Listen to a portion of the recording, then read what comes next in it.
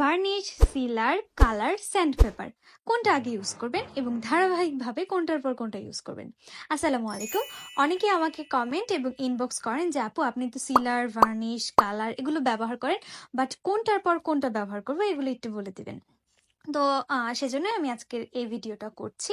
আশা করছি আপনারা এটা দেখে পুরোপুরি ক্লিয়ার হয়ে যাবেন।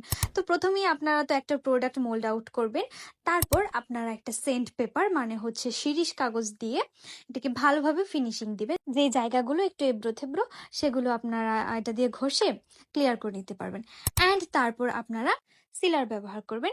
সিলার ব্যবহারের পর আপনি কালার করতে চাইলে সেখানে কালার করে নেবেন, কারণ প্রোডাক্টটা সিল এবং ওয়াটারপ্রুফ বানানোর পর যখন আপনি এটাতে কালার করবেন আপনার কালারটা উজ্জ্বল হবে অ্যান্ড কালারটা কম খরচ হবে এবং প্রোডাক্টের গায়ে খুব সুন্দরভাবে মিশে যাবে কালারটা। অ্যান্ড তারপর আপনারা চাইলে ভার্নিশ ইউজ করতে পারেন প্রোডাক্টটাকে একটু গ্লসি দেখানোর জন্য।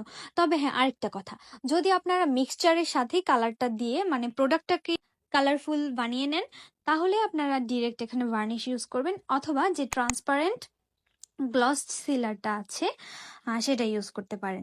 সো প্রথমে sandpaper, then sealer, then colour and তারপর আপনি ভার্নিশ ইউজ করবেন।